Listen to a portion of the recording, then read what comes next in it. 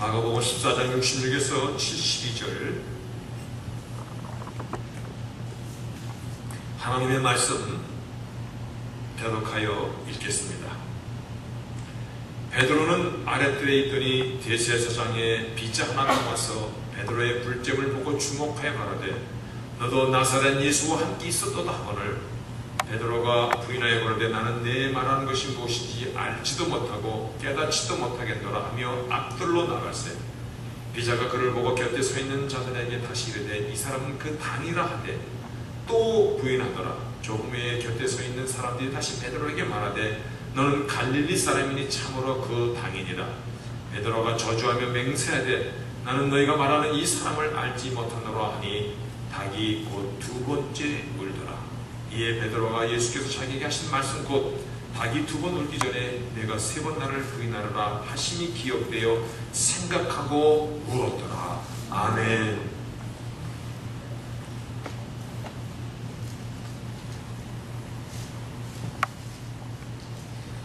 내 청춘을 돌려다오. 벌써 많이 듣던 말씀, 그런 가사 아닙니까?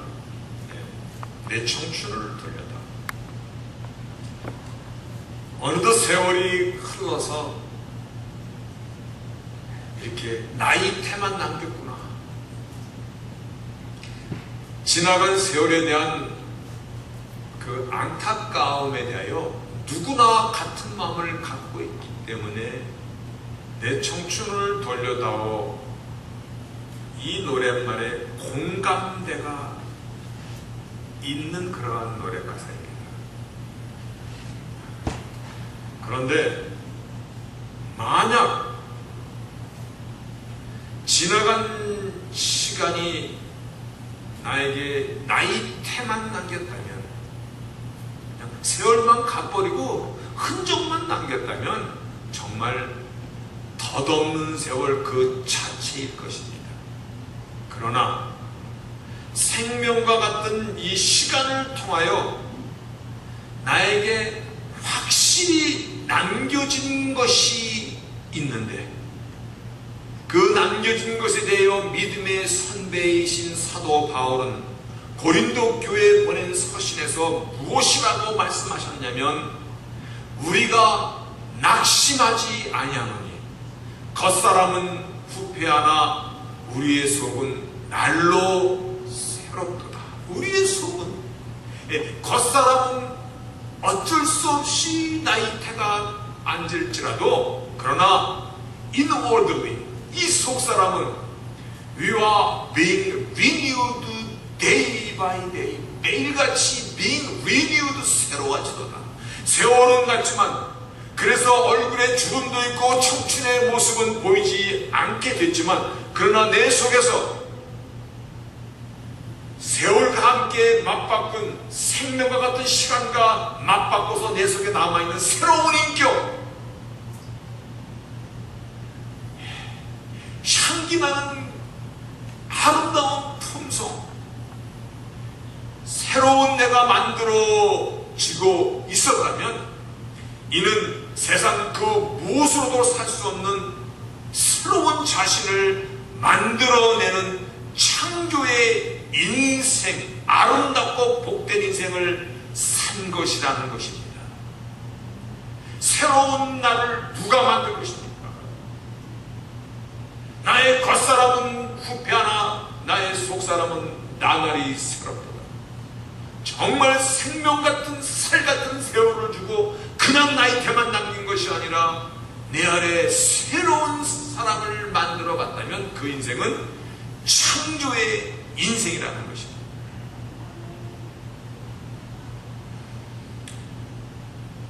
우리는 이와 같은 인생을 산 사람들입니다. 아멘.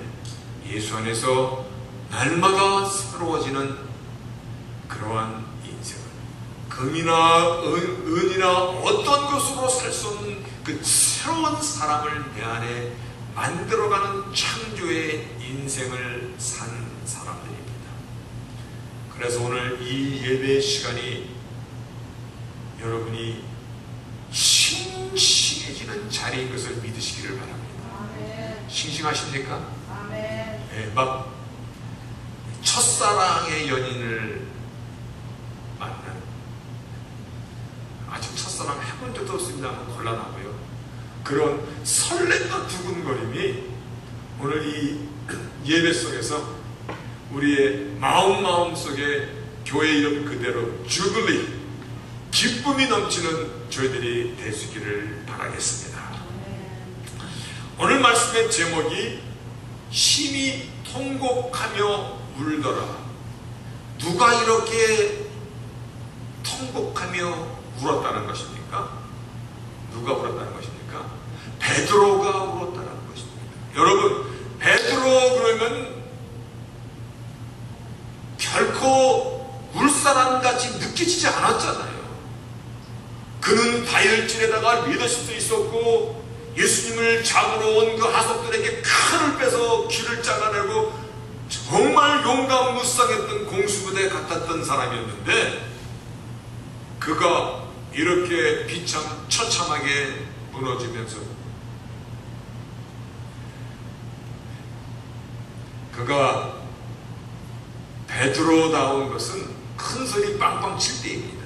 그런데 오늘의 본문은 무너지고 비겁하고 기회주의자의 그 연약한 모습을 그대로 드러내고 있다는 것입니다.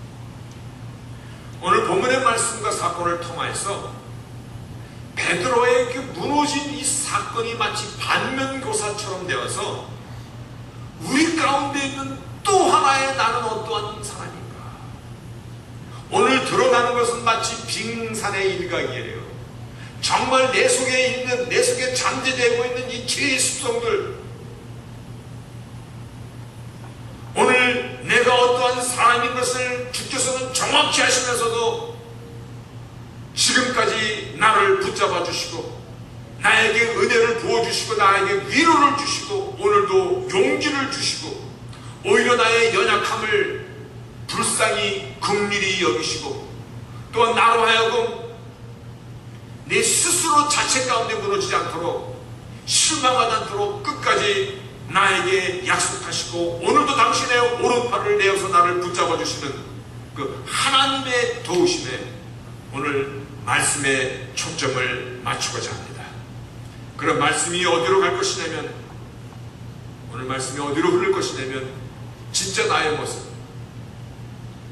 그리고 하나님의 위로와 도우심이 우리에게 어떻게 나타나서 실질적인 도움을 우리가 받고 오늘날 여기까지 왔는가를, 요 두 가지를 오늘 말씀의 초점으로 붙잡을 것입니다.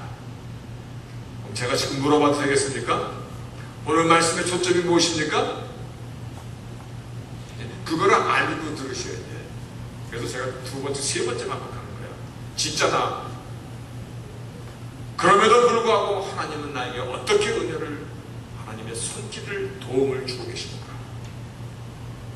오늘 본문의 내용은 닭이 울기 전, 닭이 두 번 울기 전, 한 번도 아니고 두 번 다 기억할 수 있잖아요.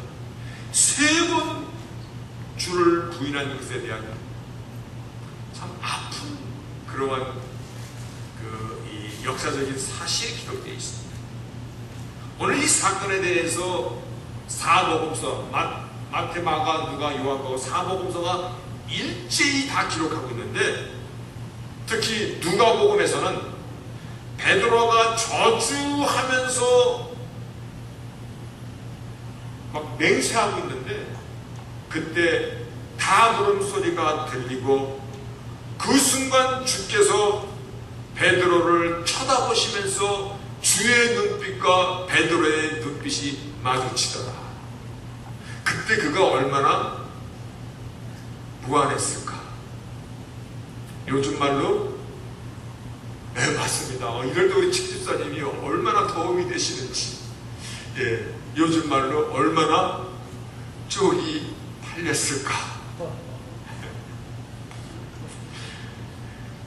여러분, 졸다가 나랑 눈빛 마주치면 깜짝 놀라는데 막 저주, 여기 말씀해 보면요, curses on himself예요.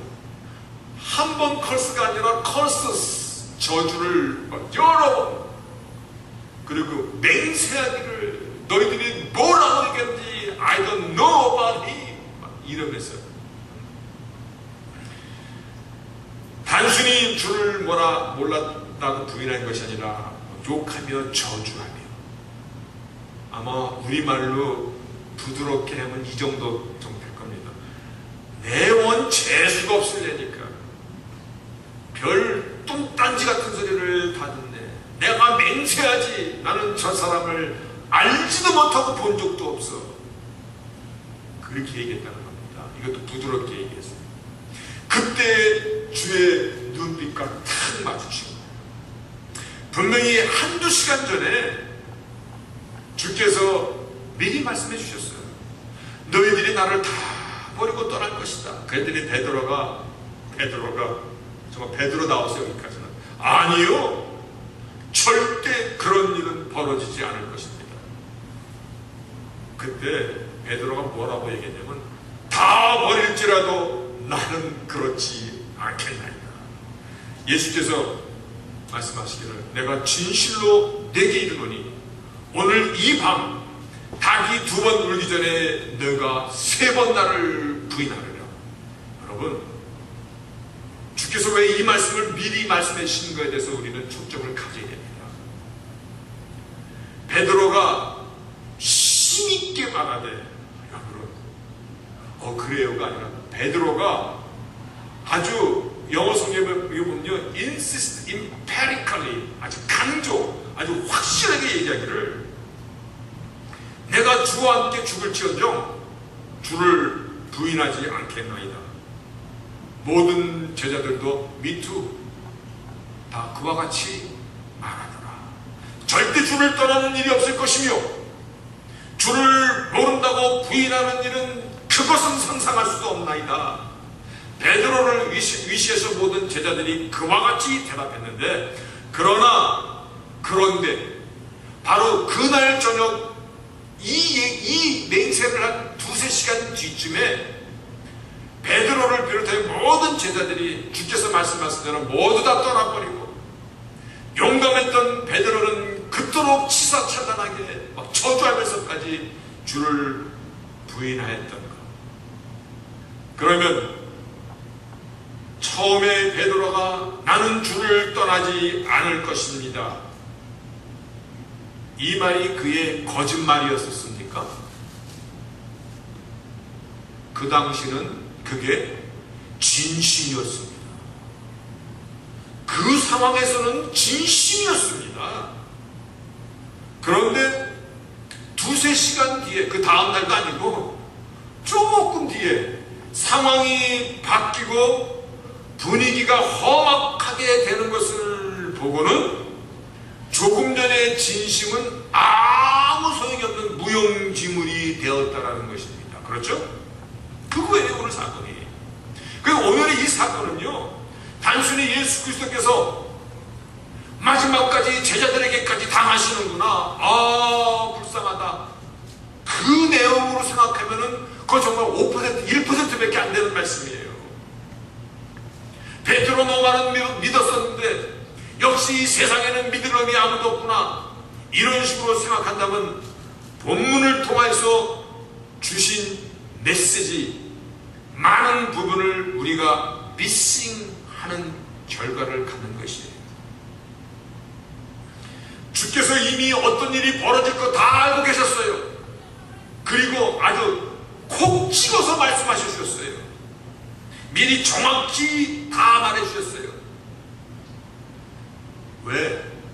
베드로 그리고 모든 제자들, 너희들이 후회라도 이 사건, 너희들의 이 연약한 모습을 기억하고 생각하고 오늘과 같은 이러한 연약한 잘못을 다시 범하지 않게 하기 위하여, 잊지 않게 하기 위하여 미리 말씀해 주시고 그대로 된 것을 알게 해주시고, 정확히 닭이 2번을 못 너는 나를 3번 부인하리라, 정확히 그로 하여금 조금 전에 너가 했던 맹세가 얼마나 덧없는 것인가를, 그리고 너가 아무리 큰 손 주던 네가 얼마나 연약한 존재인가를 미리 말씀해 주셔서 깨닫게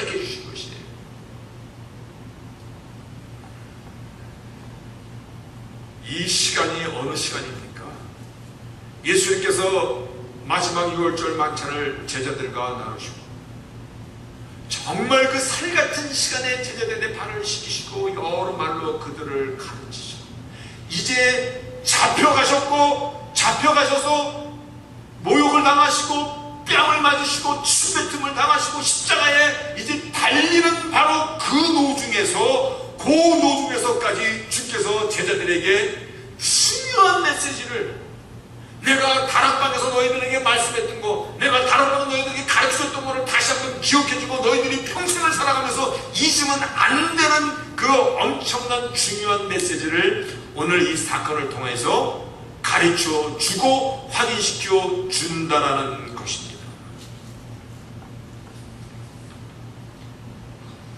오늘 이 사건에서 우리가 알 수 있는 것은 내가 아무리 맹세하고 이것이 진심입니다, 나는 죽어도 괜찮을 것입니다 라고 말할지라도 그것을 지킬 힘이 너에게는 없다라는 것입니다.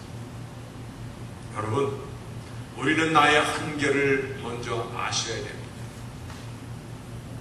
내 한계가 어떤 한계인지 그 전에 제가 동부에 살 때 봤습니다. 일주일 동안 세탁소에서 뼈 빠지게 일해가지고 주급탐구 갖고 저 아틀란타스 노름방에 노름 가서 한 번에 지르고 그 다음으로 차 타고 돌아오는 사람 수도 없이 봤어. 왜 그렇게 사십니까? 그 얼마나 아깝습니까? 그 카지노가 운영이 되려면요 하루에 100만 불을 이익을 남겨야 되는데 당신 같은 사람이 있으니까 돈이 이렇게 많습니까? 그 많으면 교회 반쯤 헌금하십시오. 죽어도 안 갑니다. 근데 그 다음에 또 가더라고. 그 주에 또 가더라고. 그게 한계야. 언제든지 쓰러지고 언제든지 체지 마인드. 연약한 존재. 너는 너를 믿지 말라라는 것입니다. 그래서 고린도후서에 보면요, 너는 선줄로 생각하는 자는, 결혼즉 선줄로 생각하는 자는 뒤에 뭐야? 넘어질까 조심하라. 까불지 말라라는 겁니다. 우리 체질은 무너지고 깨지기 쉬운 진흙에서 왔습니다. 그 진흙도 이미 죄로 인하여 부서짐을 경험한 자들입니다. 이미 산산투범 났던 우리들 지금 이렇게 그래도 붙어있는 거거든요. 우리가 하나님의 자녀가 되었다 해도 조금만 방심하면 죄에 유스트된 우리들이에요. 얼마나 쉽게 쓰러지고 돌아서는지 베드로와 그 나머지 제자들이 그에 대한 증거이고 오늘날 우리가 살아가는 것이 그 증거입니다. 여러분, 시치미를 뗄 때, 시치미를 떼려면 더 막 화를 내야 되고 어처구니없는 꼴을 당한 것처럼 막 목소리, 표정, 눈도 막 크게 뜨고 막 열을 막 내야 돼요. 그때 주님과 눈이 마주쳤던 베드로의 그 표정을 주께서 잊지 말라는 것입니다. 너가 얼마나 연약한 자인지를, 베드로야, 네가 누구인지, 네가 얼마나 깨지기 쉬운 존재인지 이제 알겠니? 주의 눈빛은 나무라거나 원망하는 눈빛이 절대 아니었을 것입니다. 그랬더라면 미리 말씀도 안 해주실 것이었습니다. 너의 연약함, 인간의 연약함에 대한 긍휼의 눈빛이, 긍휼의 눈빛이, 우리 다 주께서 부르신 자들입니다. 우리 다 각기 나름대로 사명받은 자이라는 것을 믿으십니까? 목사님만 사명자이죠. 그렇게 생각하면 그는 NO! 여러분들도 다 각자의 사명을 받은 부름의 상을 향하여 달려가는 자들입니다. 다시 말하여 저만 미니스터가 아니라 여러분들도 미니스터라는 것입니다. 저만 미니스트리 하는 것이 아니라 여러분도 미니스트리 하고 있는 것입니다.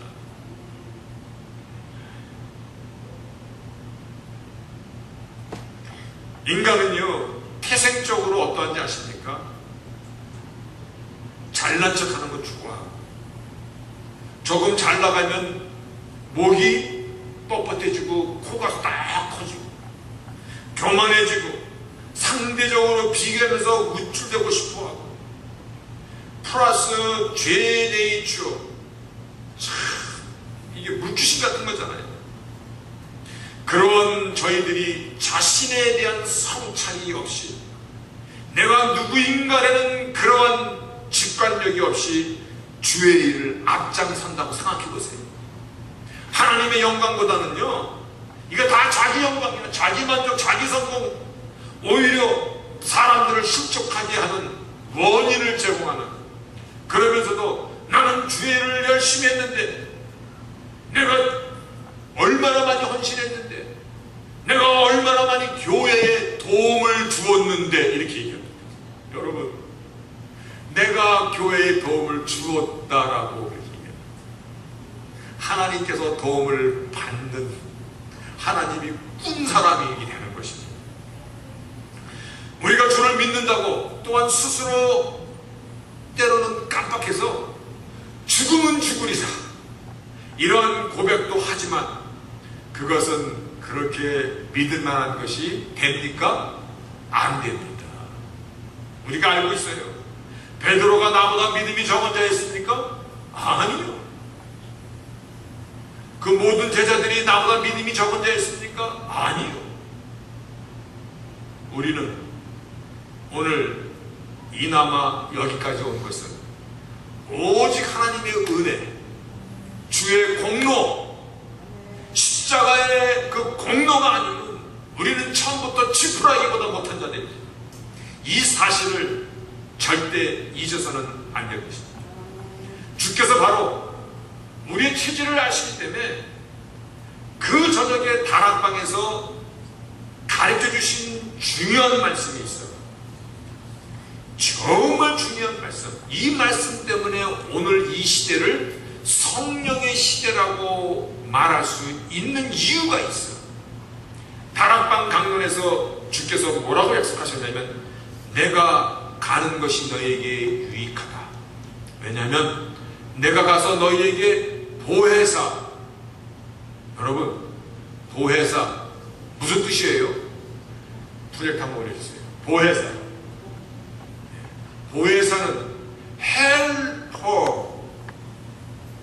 헬퍼, 우리를 도와주는 사람, 보혜사를 보낼 것이고 성령의 다른 이름이 보혜사, 헬퍼, 우리를 도우시는 분이라는 것입니다. 도우시는 하나님이라는 뜻입니다. 보혜사 성령께서 내 안에 너의 연약함을 친히 도우실 것이고 보혜사 성령께서 너의 힘과 능이 되어주실 것이고 너는 성령의 도우심으로 너를 이기고 세상을 이기고 너를 부르신 사명을 감당하고 너가 하나님의 사람으로 끝내는 빚어질 것이다. 이 약속을 하여 주시고 다시 말하여 우리의 연약함을 베드로가 보면서 성령의 도우심이 없이는 너희들도 사실상 아무것도 아니다라는 사실. 베드로와 그 나머지 제자들, 그들이 아무리 맹세하고 다짐했더라도 상황과 현실 앞에서 아주 처참했습니다. 그러나 주께서 말씀하신 대로 보혜사 성령께서 언제 오셨습니까? 사도행전 2장 마가의 다락방에 그 성령 강림으로 인하여서 그들이 어떻게 변했습니까? 주변 상황과 환경은 더 위험해졌고 더 흉흉해졌고, 그런데 그들이 성령 받기 전과 성령 받으니 말씀하신 그 보혜사의 도우심을 받은 전과 받은 후가 어떻게 변한다는 것입니다. 오늘까지 교회가 있는 것이 바로 그때의 성령의 강림의 결과인 것을 우리는 알고 있습니다. 오늘날 예수의 이름이 전 세계에 모든 민족과 모든 열방에게 퍼져 있는 것, 오늘날 나도, 나 같은 자도 예수를 나의 주로 고백할 수 있는, 그리고 나도 교회의 한 멤버가 됐다는 이 사실이 주를 부인했던 그 당시의 제자들이 예수님께서 약속하신 보혜사 성령, 그 성령으로 거듭난 뒤 그 그 성령의 프로덕트 산물이라는 것입니다. 아모스 선지자는 그래서 사람의 능과 힘으로 되지 않고 오직 하나님의 신으로 되는 것을 믿나이다. 오직 성령, 오직 헬퍼, 보혜사의 도우심으로 되는 것을 믿나이다. 도우심을 받는 것, 나는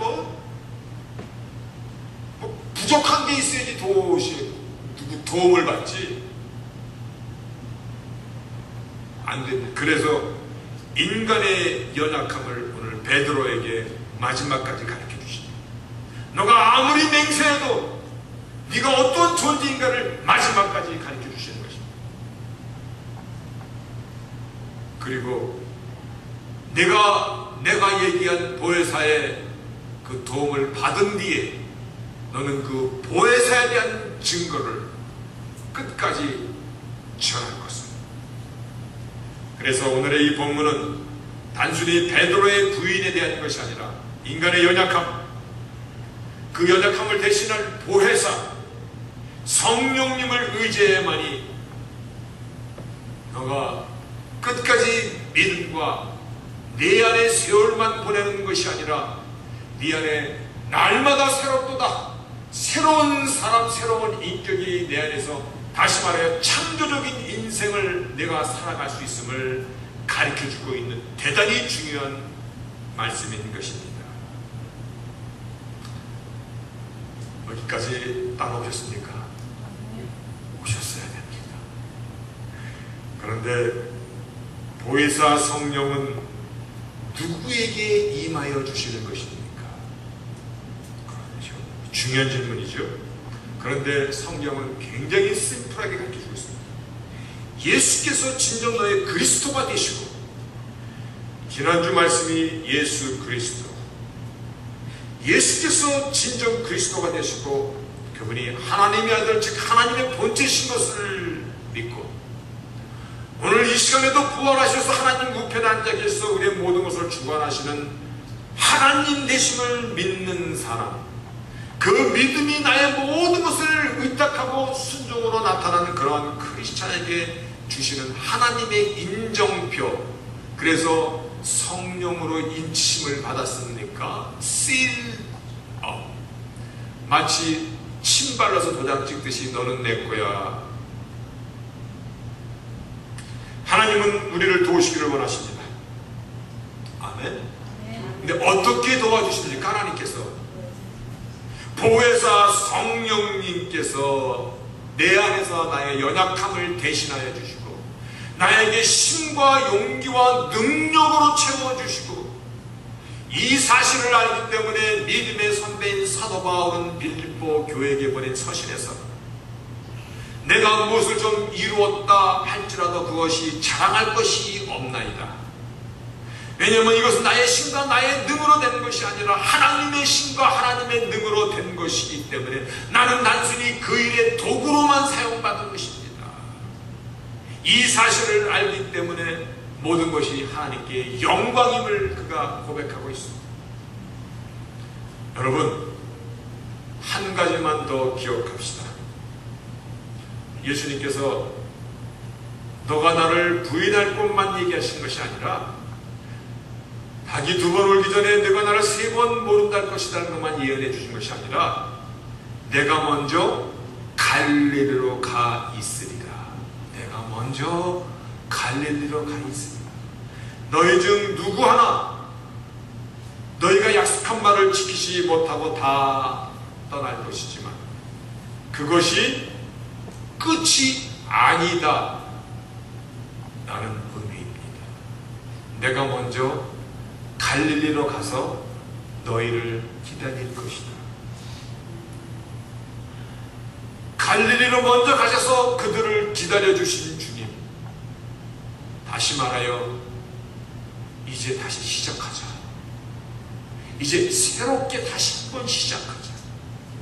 너희들이 나를 부인하고 나를 저주했을지라도 그것으로 하나님의 은혜와 하나님의 부르심이 끝난 것이 아니라 이제 새롭게 다시 시작하자는 것입니다. 여러분, 나의 신앙생활이 예전 같지 않습니까? 다시 시작하시기를 바라겠습니다. 적어도 우리가 부활의 주를 믿는다면 그러하셔야 될 것입니다. 예전에는 정말 성령 충만한 신앙생활을 했었는데, 근데 언제서부터인가 잘 안 되네. 다시 시작하시기를 바랍니다. 예선에서 사명을 다시 한번 인식하고 하나님 언제든지 우리를 도와주시기를 원하십니다. 그래서 마지막 십자가의 길로 가시는 그 길에서도 제자들에게, 베드로에게 내가 누구인가를, 너가 어떻게 없어 살아날 것인가에 대해서 보혜사 성령을 기억하게 하셨듯이 하나님은 우리를 도와주시기를 원하시고 우리가 성령 충만한 삶을 감당하기를 정말 원하십니다. 이미 우리에게 너는 내 것이다 라고 인쳐주신 그 하나님께서 우리가 성령 충만을 간구할 때 주시지 않을 이유가 전혀 없습니다. 오히려 내가 잠시 주춤하였을지라도 성숙한 신앙은 매일같이 승승장구하는 것이 아닙니다. 매일같이 해만 땡땡 뜨는 그런 시간이라면 그 황토는 사막이 되어버리고 쓸모없어집니다. 때로는 해도 비추고 때로는 비바람도 몰아오고 때로는 나무도 쓰러지고 그 가운데서 생명이 인기되듯이 이제 다시 시작할 수 있는 저희들, 오히려 한번 부러졌던 뼈가 다시 붙으면 거기가 더 단단해지듯이 우리가 다시 한번 일어날 때, 다시 한번 성령을 간구하며 성령의 충만을 우리가 받을 때 다이너마이트 같은 그것이 약속입니다. 오직 성령이 너에게 임하시면 너희가 권능을 받고 이 권능이 다이너마이트 같은 역사가 불같이 일어날 줄로 믿습니다. 여러분, 다시 시작합시다. 다시 시작합시다. 다시 기도하는 시간, 다시 천하에 부르짖을 수 있는 저희들이 될 수 있기를 바라겠습니다. 우리는 할 수 있습니다. 그것이 내게 능력 주시는 자에서 내가 모든 것을 할 수 있음을 고백했던 주빌리 교회, 내가 일어나는 그 순간입니다. 아유, 우리 장로님이나 권사님이 일어나면 나도 좀 볼까? 그게 아니라 내가 다시 시작하는 그 순간, 내가 다시 보혜사의 성령을 도우심을 구하는 그 순간, 오순절 다락방에 내렸던 그 역사가 살아있고 능력 있는 그러한 역사가, 교회의 새로운 바람이 새롭게 새로워지는 그 부흥하는 역사가 우리에게 주어질 줄로 믿습니다. 바로 이것을 마지막 순간까지 제자들에게 다락방에서 가르쳐 주셨고, 이제 십자가의 그 길을 가시면서까지도 주께서 가르쳐준 마지막이에요. 이것이 마지막, 너가 얼마나 연약한 것을 알고 너의 연약함을 보여서 성령으로 대신하는 하나님의 보호장치를 알아서 끝내 승리하는 저희들이 되기를 원하시기에 모든 것을 미리 말씀해주고, 그리고도 내가 갈릴리에 먼저 가 있을게, 다시 시작하는 저희들, 오늘 이 시간에 한번 통성으로 기도합시다. 통성으로 기도합시다. 하나님, 정말 예전에 내가 이렇게 신앙생활하지 않았나이다. 옛날에 내가 그렇게 주님께 울부짖고 부르짖었던 오늘 그와 같은 열정, 그와 같은 패션, 그와 같은 나의 정말 신앙생활이 다 어디로 가서 어느덧 내가 썬데이 신자가 됐나이다. 세상 일이 그렇게 바빴나이까. 오늘 내가 어디서 내가 미끄러졌는가를 한번 생각하면서 내가 먼저 갈릴리로 가 있을게. 오늘 다시 시작하기를 원하시는 그 주님의 약속을 붙잡으시는 저희들이 될 수 있기를 바라겠습니다. 이 시간에 한번 통성으로 우리 주여 한번 크게 외치고 통성으로 기도합시다. 주여!